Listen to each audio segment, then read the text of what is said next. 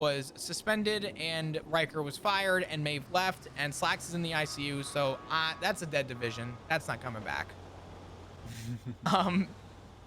But while I was talking with them, because I just wanted to know, like, why did you get fired? What actually happened? Which that was a whole other separate thing. But the consensus was the marshals.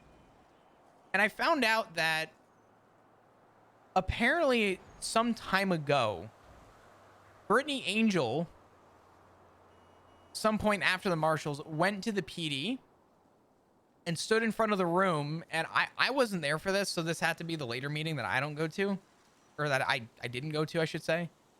But she apparently said that if you don't volunteer to assist with the marshals, you'll be voluntold. Last time somebody said that in a meeting room to me, sanguine happened. And had I known that that happened sooner, I would have literally thrown my badge across the room and said that I volunteer myself out the door, because I would not have stayed for any of that. I told everybody about 8 months ago that if the government ever flew too close to the sun, to something that I actually love and enjoy, I'm fucking out of there. There's nothing stopping me, and there's nothing that'll hold me back, because I smell a second sanguine if that's the mentality that our government has. And I don't want to work for an entity that failed once and they're setting us up for failure again. I can respect that. Well, the marshals I'm apprehensive. You know, it makes sense. There's, they sit across the way. They have tanks. I mean, I don't really care about the tanks thing. They'll use them if they need to use them, and we'll deal with it how we usually deal with it. So I don't get caught up in the what ifs of that scenario. It'll happen if it happens. And, like usual, they'll abuse their power where they can and where they will. Sure. To get the way that they want things to go, because they don't like either the optics of something, or that someone would like to stand up to them and try and, make a stand against whatever they want to believe they stand for.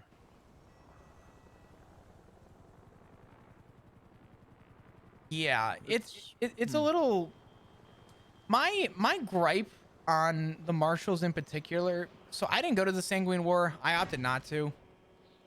But I thought it was interesting because I was part of the skeleton crew when they opened the gates back up after Sanguine 8 months ago.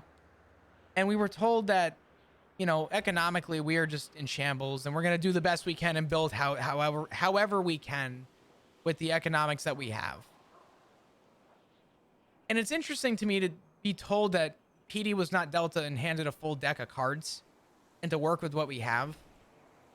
And yet at the same time, it's not the tanks I even care about. It's the fact that the state clearly found money to buy 5 tanks and open up another state division, government ran division, but the police department still has to suffer for it. If anything, what I found interesting was I was told by people that there were more marshals around than some officers at some times of the day. And truth to be told, it sounds like they're just trying to dissolve. Who it is?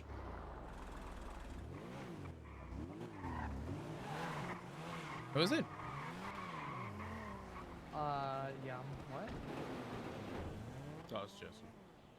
Nah.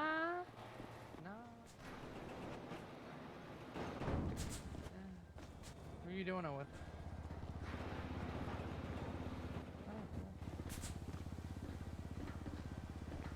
Oh, you're doing it with like fucking flop or something, that cunt? Hi, Jesse. Just don't like it. Who's this? Flop. Oh my god, I just fell She's down. very awkward. One right in front of me at the fucking yard. Amazing. Yeah. She's the, She has yet to talk to me. Yeah, I'm learning not to approach her. Yeah, I'm learning not to approach her. I just want her to approach me. I don't want to stress her out, or I know that there's a trust barrier there, and I I get that. Yeah, Jesse is apprehensive, much like a lot of people, including myself, when they see someone like change their lifestyle. They always they're she's one of the people when Winston was first, hanging around the BBMC, was very apprehensive of him because he was an ex-cop and ex-DOC and all that sort of stuff. Um, she just gets she's very apprehensive about people. I respect that. I mean, there is such a thing as too much apprehension, but I do think that if trust is broken once before, to see history sort of repeat itself in the eyes of somebody who's Mhm. seen it, I would understand where the apprehension comes from. So I don't fault her for it, and that's why I don't give her judgment for feeling the way that she does. It's always gonna happen with like ex-cops and stuff. It's just Sure. I mean, truth be told, JT, it would be a very long story, but I could tell you from beginning to end my reasoning for leaving. This wasn't just like a freak, fuck the PD, I'm out of here, fuck this. There was a lot of decisions and deciding factors that made me uh, walk away. But again, that would be an incredibly long story, and that's up to you if you wanted to hear it. well, I don't doubt it. Hmm. Jesse's the more apprehensive one. I'm just apprehensive of most people, but like I get it. I know Hmm. why you didn't leave just because you up and decided that it was no longer working for you. It was a much like I've kind of had the secondhand experience of hearing it from like Winston and how he felt and how he left. So I can imagine it's a similar situation where it's just a build up of things and not just something.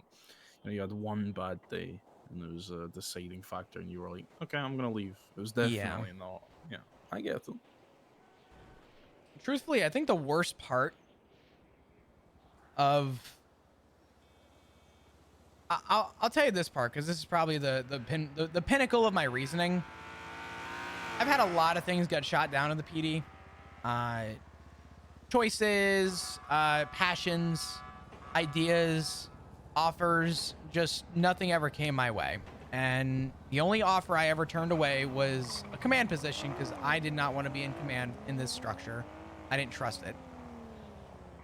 I took senior and I said, no, sergeant, I'm good. Leave that away from me. Um, but 7 months, I thought things were going to get better, and they didn't. Mm-hmm. And the deciding factor for me was when I went off duty and 3 feet out the door. And I want to make this clear. I've told everybody, I don't hold a single grudge on Hydra for what they did. I don't hold a grudge on anybody for what happened. They saw an easy target of an officer going off duty, and they were sending a message to the PD. I don't agree with what they did, but at the same time, I don't agree because I was in that position. And I get it. But I got nabbed by Hydra because there was some conflict between the PD and Hydra. And they were telling me as, going up, trying to explain things. And I told them that, I'm not like other cops. I'm not like other cops. That I've never wronged you. And give me a chance to try and be a bridge to come to a resolution. Long story short, I was told we're past the point of conversating. So I knew where this was going. While I was there and I was in their custody, held hostage, I asked them if I could call my family to say goodbye because I had known that about 5 or 6 other people in the PD had been taken by Hydra, and just about, I think, every single one of them caught a bullet. I was the only one that was not only one granted my 60-second phone call to say goodbye, but 2, I was the only one that didn't get shot. Instead, they fed me to a mountain lion because, quote unquote, the best version of you was when you were a park ranger. And I think they were sending some kind of a message. And mountain lion was the much better option. And I'm thankful that I wasn't shot, because if I was, I don't think I'd be here. But when I got out of the ICU, I had a realization that pissed me off And it made me realize where we were with the PD. The PD, did you know Rooker at all? Officer Rooker or Aziz? I know Aziz more than Rooker. I kind of know Aziz from like back in the day, but Rooker, Yeah. I heard about him dying and stuff. That's about it. Hmm. Um, did you happen to go to either of their funerals or hear about them? No. Because no one did. PD never gave either of them a funeral. PD never gave either of them recognition for them falling, except for a little announcement that we could read to say that, you know, here lies so and so. We thank them for their service. That was it. There was nothing else. And I thought about it and I said, I literally almost died. For what? JT, I'll be honest with you, and I'm not held to any standard to say anything, but truth be told, I didn't know what the conflict was between Hydra and PD. I didn't know the context. I knew nothing. And I realized after that incident that I was about to die for something that I was completely unaware of.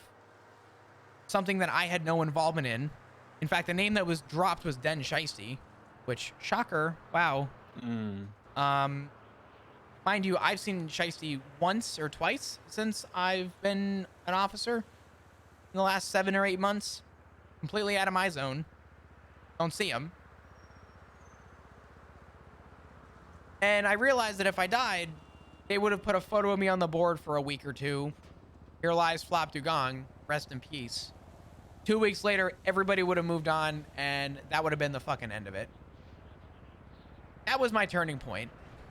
That was my realization that this quote-unquote unity and this quote-unquote brotherhood and family that we're supposed to be, it really is none of it. I was what I would call a cog in a wheel. I was grinded down so fucking hard to the point where I had no teeth to grab anymore. And I realized right after then that I was best off to be useless to them. I wasn't, and the quote I used to, I forget who I mentioned this to. I said, I'd rather die standing than die on my knees. Because the reality is, being an officer restricts me from doing a lot. But I feel restricted doing something for a cause that not even my own command supports. Because it shouldn't be my responsibility to go to my boss and tell them that we should have a funeral for Aziz or have a funeral for Rooker. That should be common sense. Never got that. Before I was a cop, though, I was a huge fucking adrenaline junkie. I mean, that was just who I was.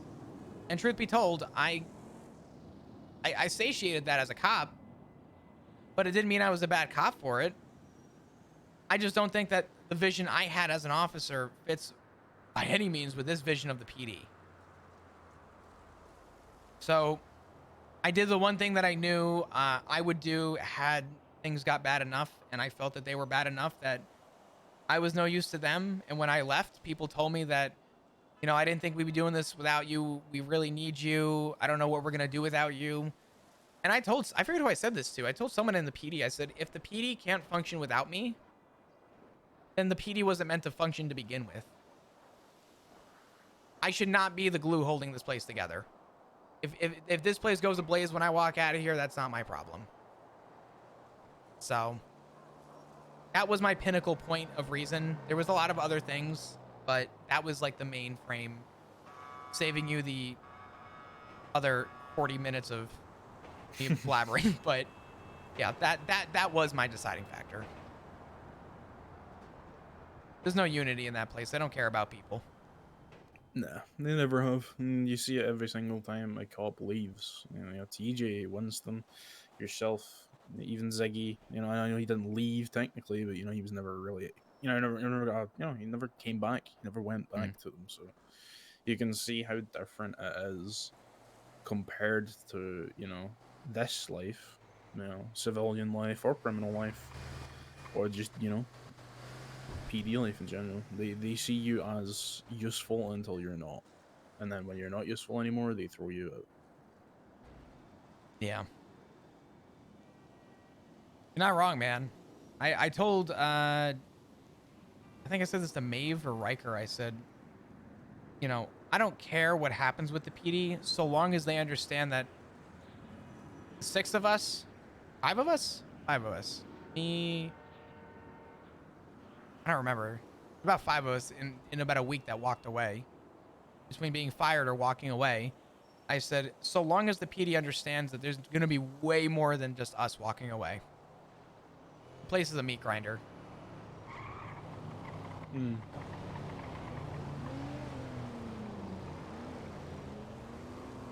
So I don't expect people to have the full trust in me. I don't want people to have the full trust in me. I don't want any. To put simply, I don't need nepo trust because I'm married to somebody in the club. Um, Truth be told, I know a lot about groups. I know a lot about gangs. I know a lot about the PD, and I know a lot about how they function. I got a lot of good assets on my side for that, but I definitely don't have all the street smarts.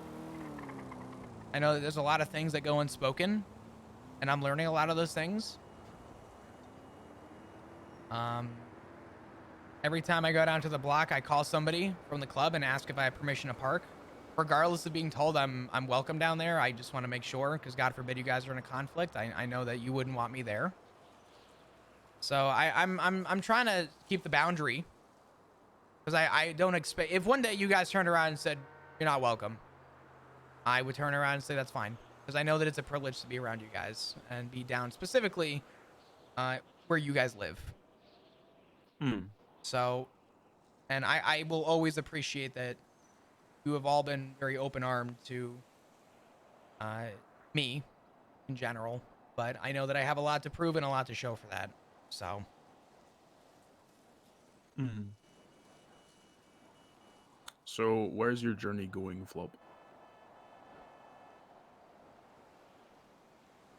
right now, um, I'm doing things that I enjoy. I'm doing the things that I love. I mean, I got a job at Milton's. I used to be a mechanic a long time ago. Love that work. I love meeting new people. Like I said, I was an adrenaline junkie well before I was ever in the PD, or even well before I was in EMS. I was an adrenaline junkie when I was in EMS, but I've been enjoying Hmm. life as a street racer. I mean, I used to do that all the time. Um, Truth be told, I don't know where my end goal is, and I don't know what my next steps are. I'm not out here trying to be some grinder. I'm not out here trying to be just a low life. Not what I'm trying to be viewed as. I just want people to know me for me and know that I'm trying to find my path.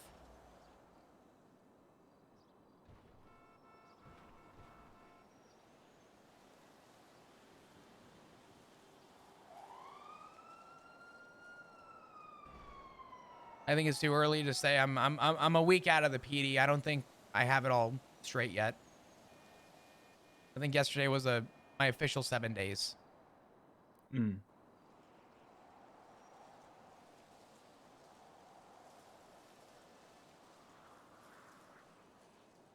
And I won't lie to you, I still have hurdles. Still things that I need to, I don't want to say get over, but things that I know I'm gonna cross paths with, and I just need to figure out ways to put those behind me. Because there were a few people I did care about in the PD, Hmm. but truth be told, just because there's a couple of good eggs doesn't make that place a good place.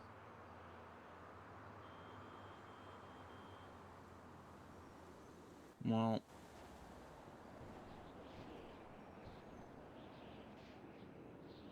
I'm happy to hear that's your answer, because if you said, hey, no, I want to join the club, I'd have told you to fuck off. Yeah, no. People need to learn to be civs. When the one thing that I hate, right, and I'll be very honest with you. Jesse's phoning me, but I'm not going to answer Hmm. it. Be You very may want honest to. with She you. may come flying in here with a gun. Sure, it's like, oh, she hung up on me. That's all. Yeah, just let her know you're fine. You're not dead, please.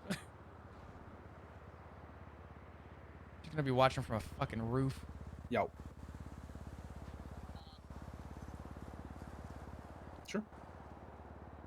All right. Oh boy. Yeah, the one thing that I hate more than, is an ex-cop that jumps ship and immediately starts shooting people, or immediately starts wanting to join a gang, or they don't experience that life in between because they don't understand the stakes. They don't understand the difference between being a cop and being a civ, and then being a gang member if that's what they want to do.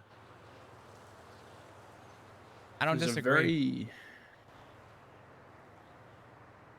Go ahead. I'm sorry. no, you're fine, you're fine. There's a very slim amount of people who can go from being cop to immediately shooting other cops or shooting other people and make it work. Very, very slim. There's only a few people that can pull that off, and I personally, when I see that from people, it's clear to me that they never actually cared about where they were before. I don't give a fuck about, people being cops or working in the police force. Would I like them to not be? Sure. But when they're 100% dedicated to something and you can see the dedication, that's what I respect about them. When they're actually dedicated to their work and they do everything that they're meant to do and then more to actually uphold what they believe, that's what I respect. But when you see someone who immediately goes from supposedly protecting life and making sure that people are safe to just shooting people that they called friends 2 days ago, is just a little bit iffy. It makes me apprehensive about them, and as I said, there's only a few people that can make that work. So I'm glad to hear that you're not diving headfirst into, you know, being an out and out criminal. You are doing these little things, and you're learning the life,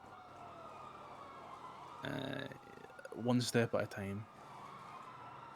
There's those people, that's the people that are gonna stick to what they know, and they're gonna stick to the learning aspects, and they're gonna become something better than what they were previously. Like, and hell, you've got the shit there. You got the instincts. You've got the. You didn't fight in Sanguine because you didn't believe in it. Most people would have just went, "I'll just do it because I'm in the PD." I'll tell you the true story on that. 90% of the people that went to Sanguine didn't even know what they were fighting for. That's not even like a made up number. I led the meeting after Sanguine, and I asked people after if they knew what they went for, and they said to shoot people. People didn't know Mm. why the fuck they went.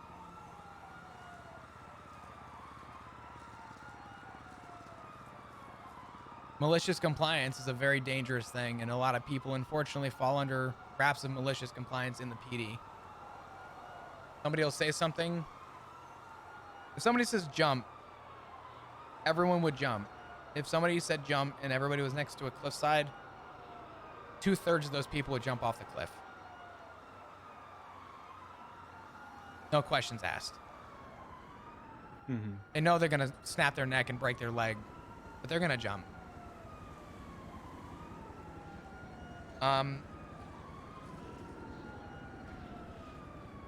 It's kind of funny that you say that you respect the PD's cause because it's something that they believe in. My first job when I was a cadet many years ago. JT, how long have you been around? 6 years probably. Okay. Were you around before Seaside came together? No. Okay. So everybody that was in Seaside were ex-Vago members. Prior to Seaside, I was a solo cadet, which was just, I was still being monitored by my superiors, but I was told I had to be on my own to prove I could do the job. My first case I ever worked was about 8 members of the Vagos being blooded out.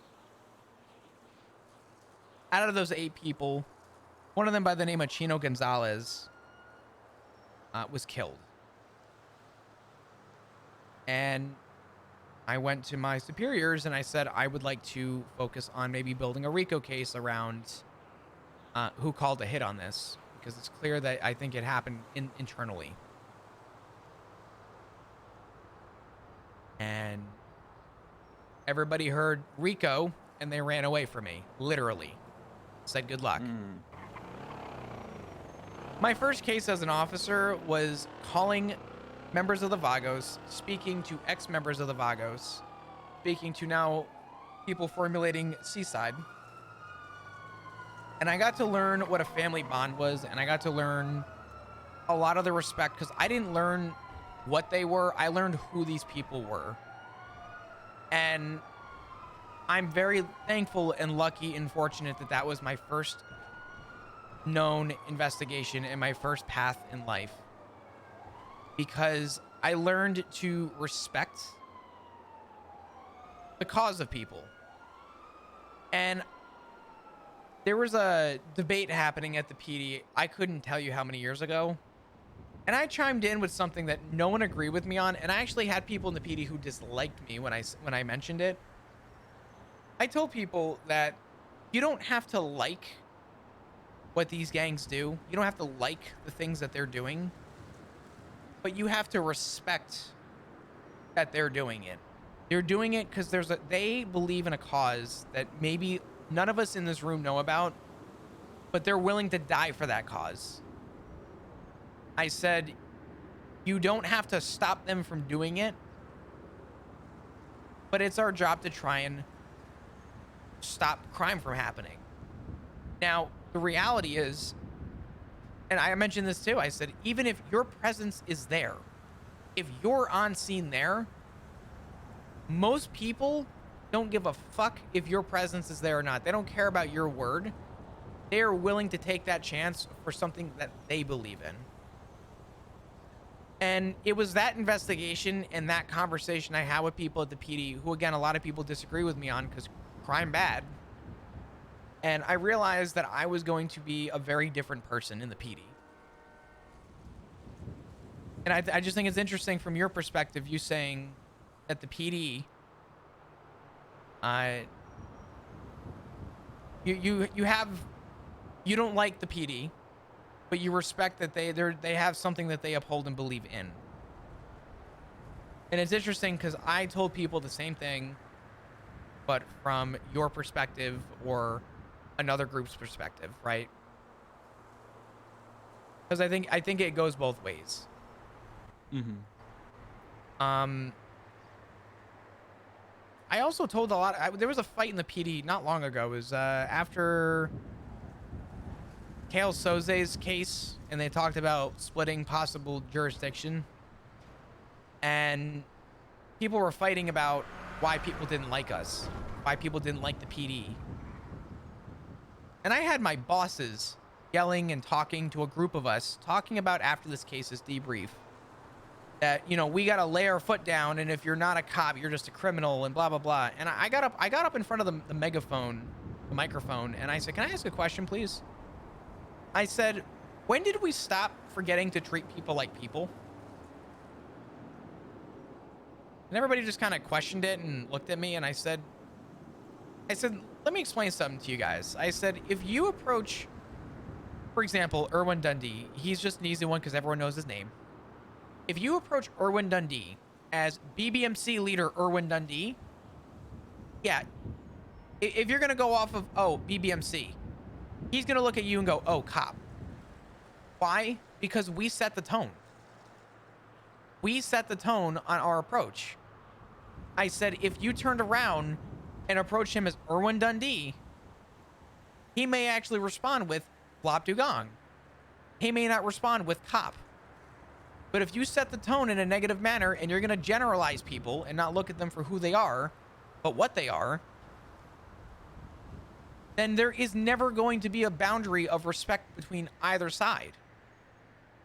And when I retired, I realized that a lot of people had a lot of good, I call it good karma, but so many people told me after, you actually treated me like a human being and you gave me a reason to respect PD. It's a shame that you left. And I'm glad to know that I had that footprint for people. But you're not wrong. I have a lot to learn, and I'm enjoying my time free for once, and I'm enjoying my time where I'm at right now. And I don't want to jump directly into crime, and I don't want to jump directly into the idea of just immediately being a bloodbath criminal, because that's not who I am. That's not who I was for the last 4 years. Outside of the 5 years we spent off the island, but for 4 years wearing the badge, that wasn't me. I think it would be very weird to just turn around and immediately just flip a complete inverse 180 and just be a stone cold killer. It's not in my blood.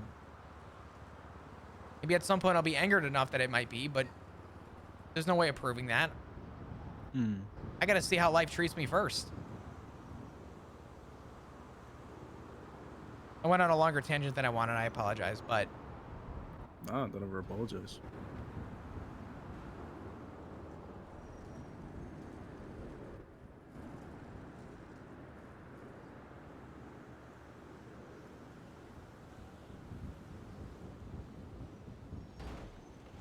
No, it's good to hear though that from your side of things that you want to experience life before ever, you know, delving that far deep into it.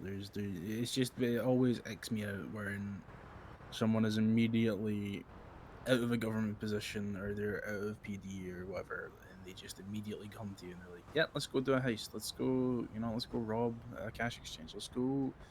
I get the sentiment and I like the enthusiasm and the attitude, but then it makes me think: did they ever really care, or were they just doing it because it was a paycheck and it was fine? Like, I respect people that like work a job or work something where they have that dedication to it. I don't respect police officers. I don't respect the PD, but seeing the individual and being able to see that they are this is dedicated my to what they're race. doing and they're dedicated to Sorry. they believe what they're doing is right when we know it's wrong. But if they can stand up and they can defend themselves and say, "No, this is what I believe in wholeheartedly, I can agree with it," and go, "That's fine. Here's how you're wrong." Kind of still respect you for being able to admit that, that you do think this is everything.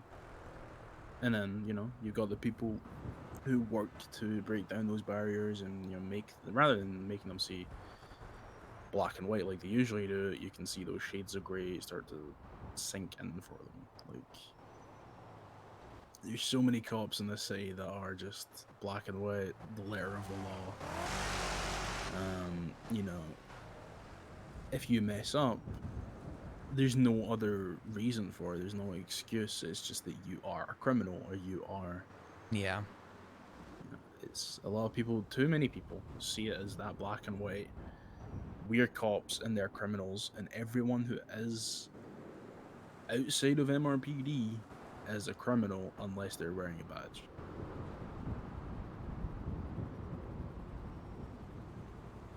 Yeah.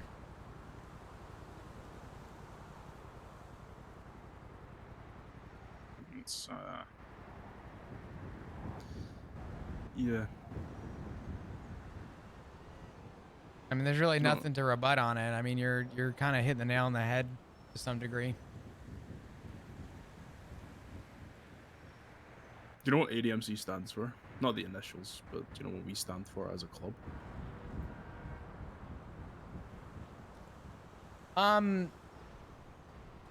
No.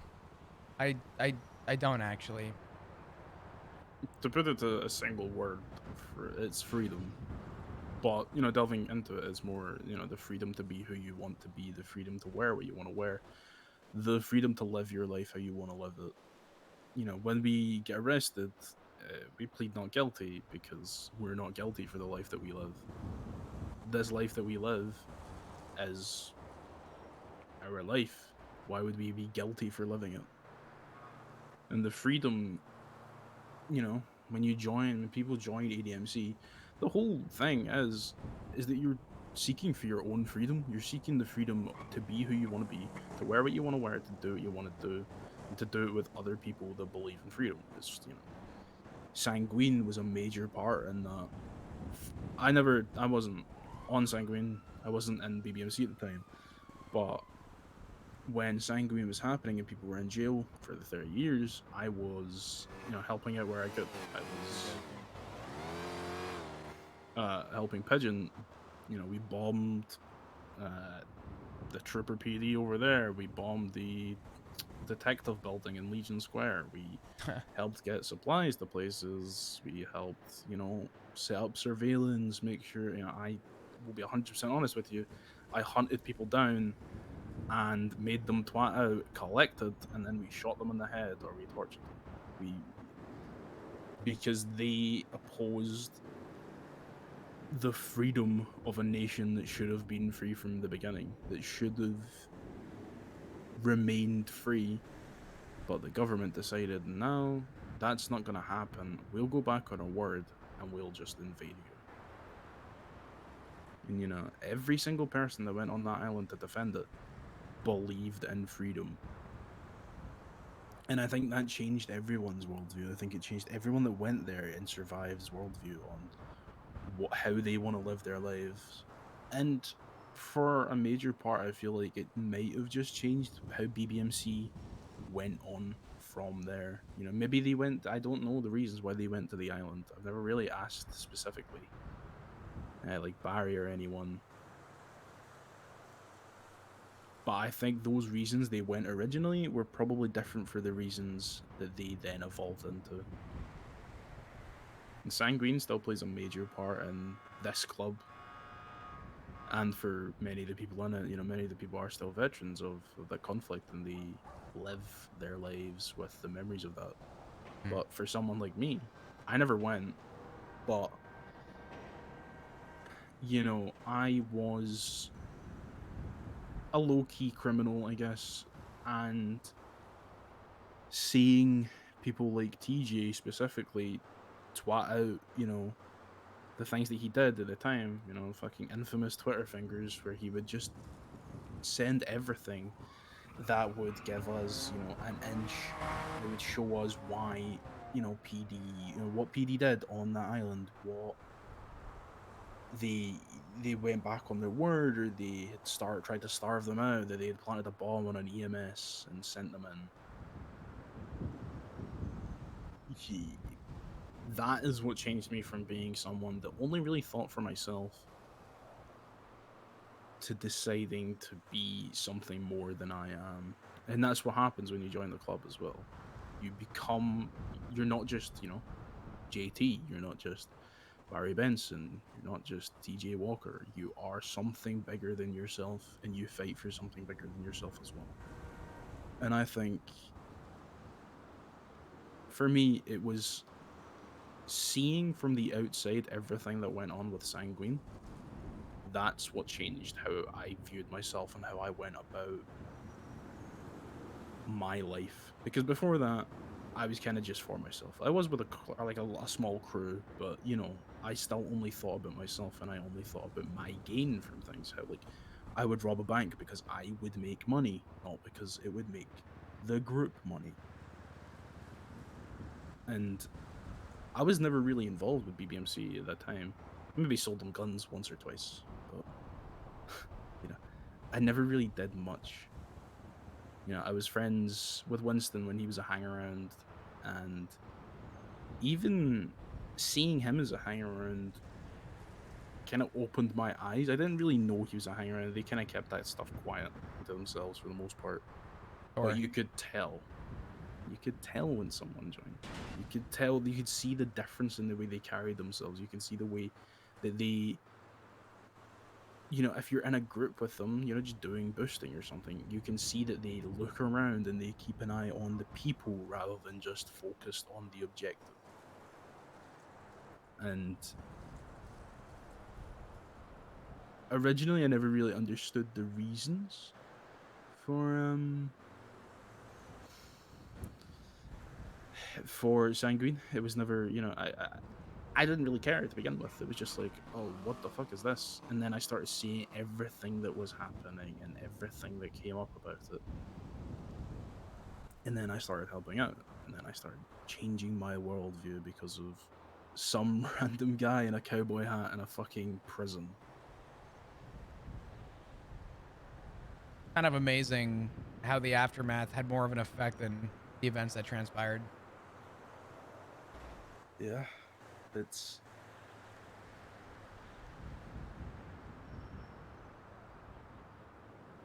I don't really know how to put it into words. It's just hard to put into words, but that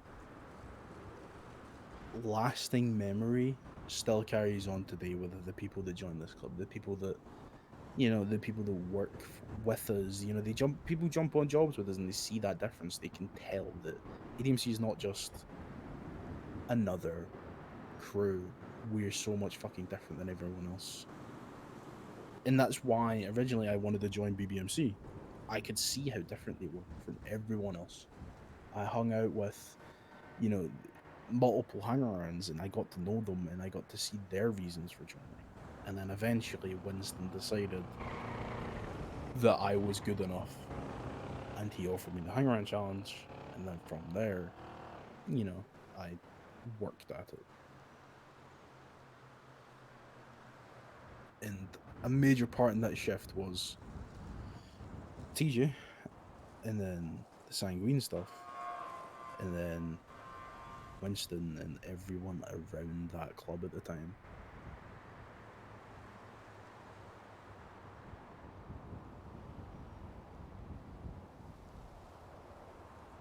So, short story, long story short, the club stands for freedom, and the people that don't see that to begin with soon see that when they either join or they hang around the club. You know, someone like Ivy, who was a doctor, would see us come into the ER and we would command the room.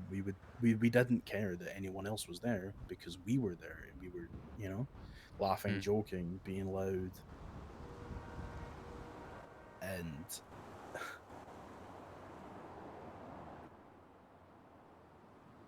essentially just being free. And for people who want to look at us, or people that maybe, you know, spend a lot of time around us, I feel like they need to know that the club is not the same. You don't just join us because you want to join us. There's a sort of shift in yourself that you need to see. Because for me, when I was joining BBMC originally, I was asked, you know, why are you joining? And my reasons for it at the time were, I can see how different people do things here. I can, you know, there's nowhere else in the city that you go to and you call ahead. Really, you call ahead for a courtesy call, but for BBMC back in the day, it was because you didn't want to get fucking domed, you didn't want to get shot, and you respected that, and you respected the fact that these people hold down this place, and there's nothing you can do about it. And then I was asked, essentially, if everyone else was gone from this club, would you still be in it, or would you still want to be in it? And my answer was yes, because for me, it doesn't matter who is in the club. It matters that we continue to fight for the reasons why the club continues. You know, that freedom, that desire to be. You guys were unified in fighting the same cause. Just because Yeah. no one is there doesn't change the fact that you still stand for the same cause.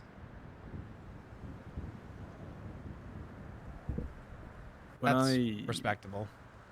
Yeah, and when I first joined BBMC as a hanger, I joined with another person who he's still in the club, but the thing that was stressed to me by Winston and Rain, who were both my jackets, was,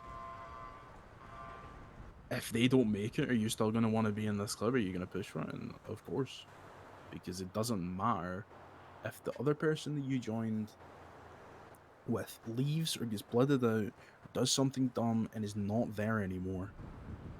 You don't join for the people, you join for the cause. And I stress that to everyone I talk to who's ever even looked at the club. If it's ever been an inkling in their little brain that they might want to do something with the club, they got to remember. You don't join the club for the people. Join it for what we fight for. And for me, a lot of that was the teachings of TJ. I still hold a lot of the things that he talked to me about, that he spoke to the club about, the way he carried himself, very dearly to me.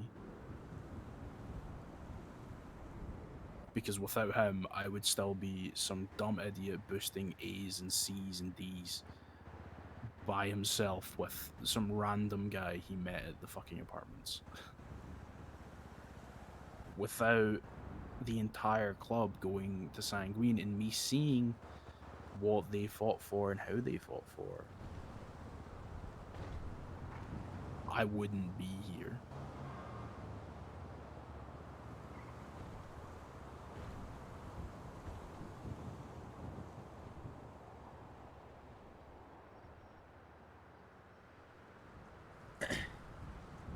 TJ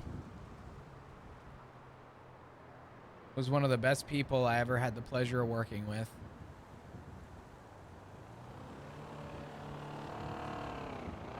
And I will never forget my conversation with him a little while after. This was years ago. I remember seeing him down by the beach and we talked, and I said, TJ, are you happier? And I remember him telling me that he was the happiest he had ever been. And that nothing in his life he would want to change.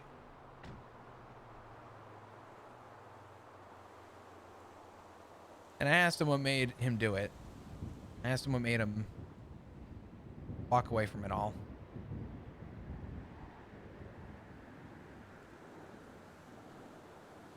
And I remember him telling me something along the lines of his views of passion and where his heart lied. And I don't want to paraphrase it and say something that isn't true. But I remember that by the end of our conversation, it was the first time someone ever left the PD that I respected. And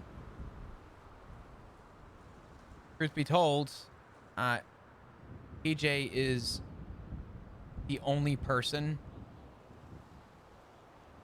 I can think of that left the PD, passed away, and was the only person that I ever owed to pay my respects to. As much as TJ and I had our back and forth, little cat and mouse, as you would probably expect between groups and the PD, I looked up to him, and strangely enough, for very different reasons than I think a lot of people saw TJ, really see TJ, watching him change from the PD to a life that he loved was so inspiring to me. And I don't know if I would have made the choice I made. And I'm not just saying this to say it, I mean this. I don't know if I would have made the choice I made about PD a week ago if it wasn't for some of those conversations I had, because they were the most meaningful to me. And I think the fact that you, as well as many other people, hold very close to you a love for somebody who has a legacy that will always live on in your heart, it is some of the most inspiring, and you can't put a value on that kind of respect. You can't put a value on that knowledge. You cannot put a value on that mentor. TJ was so influential to everybody, including myself. I'll be honest, if there's anybody I wish I could have another conversation with, it it would be TJ. He may be the one person I wish I could talk to again. Yeah, I'm with you there. There's a lot of unsaid things that I have that I never got to say to him that I wish I could say to him. And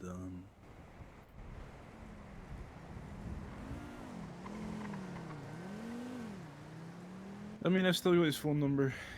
Still text him here and there, but like, you know, it's never going to be the same as being able to tell him what I wanted to tell him at the time. And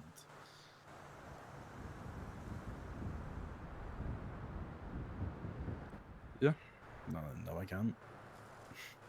Just, yeah, it's when I threw this cut on, Finn asked me, "What does the cut stand for to you?" It's a question he like asks everyone who puts on a cut, no matter if you're a prospect or if you're a patch.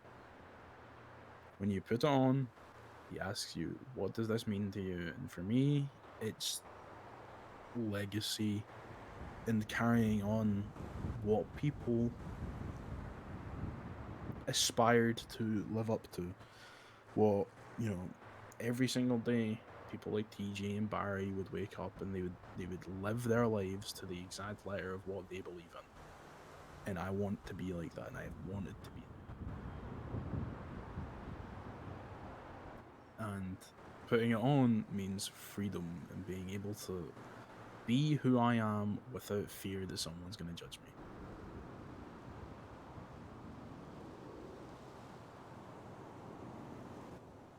And there's just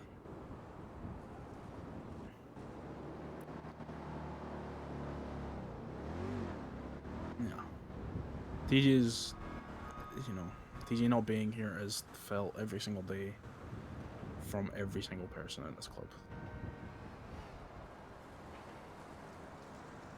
And I'm astonished that Barry can still wake up and fucking do what he has to do. One thing that I admired so much back in the day when I first seen these guys, in BBMC, and then doing their shit in the city, was Barry. And Barry being who he is, he's not like other people. There is no one in the world like Barry fucking Benson. And Preaching to a choir there. and the way he leads this, to me, people always, people have said to me, "Oh yeah, the BBMC was Dundee's thing," and to me, it was never, because I wasn't around when Dundee was in charge.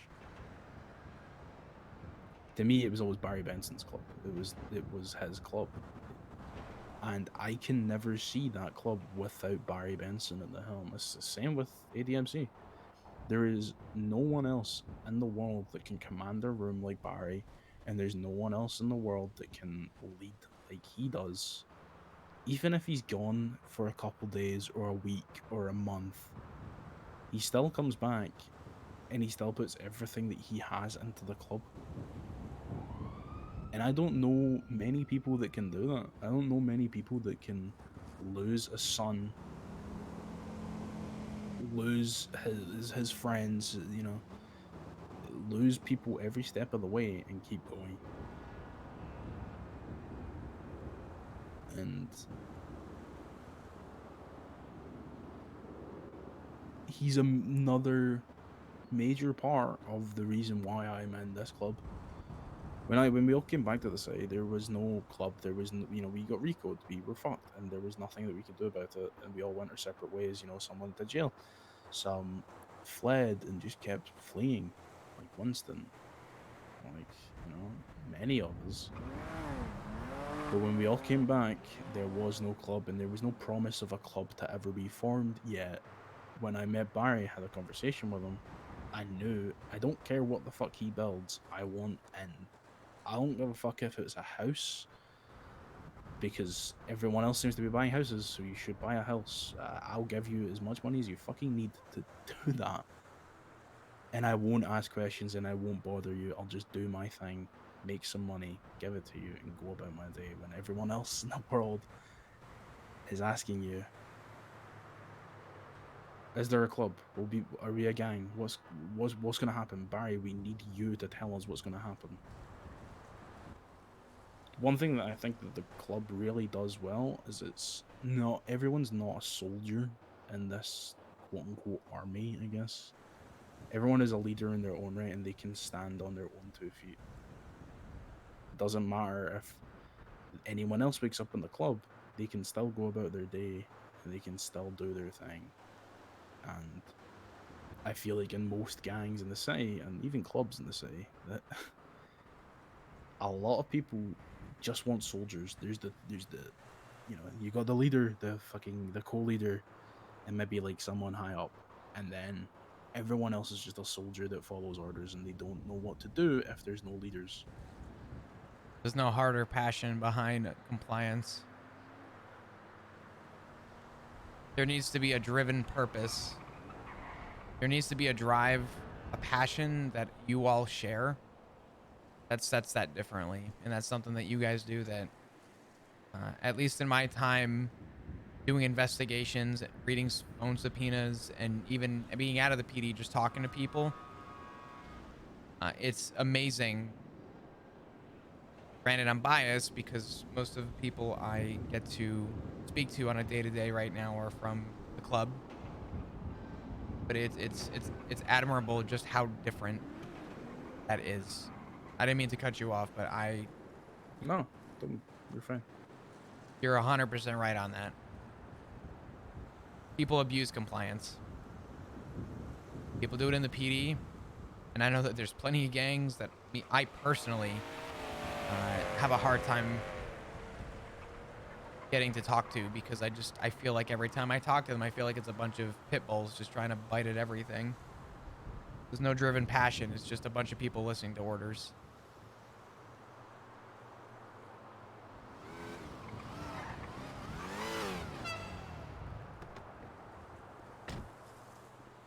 So. I've Yes, grabbed them. Yeah. Hello. Hello. Howdy. We got Drumming mats some bins for off ya. the mountain. Hell yeah. James, how'd you place? I DNF because Luddy flew out the windshield. Oh no. Yeah, right there in front of the airfield when there was that big crash with everybody. I didn't end up going. It's all good. I might try and make it to the next one. Yeah, we're going to the next one too. Yeah, let me give you these. There you go.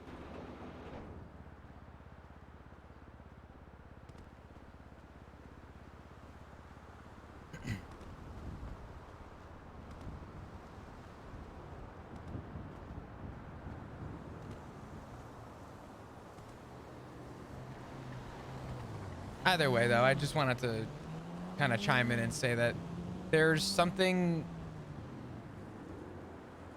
personable about every single one of you that I respect. It's definitely a different vision than... How do I say this? I'll even use the BBMC as an example. Whenever I investigated the BBMC, it was not a typical investigation. If I ever investigated some of the other groups, I'll say, it was very much, it didn't matter who some of these people were. It was kind of the same thing as investigating a gang with just a different color on.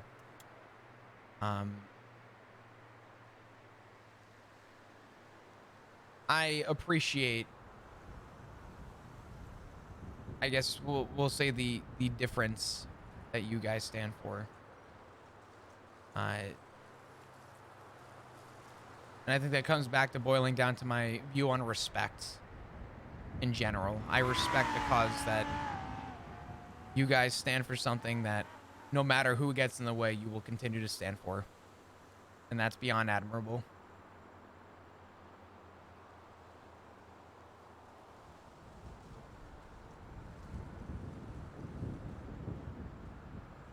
Yeah. Another thing that I like to stress to people who are, deciding to shift from realm to another, you know, this life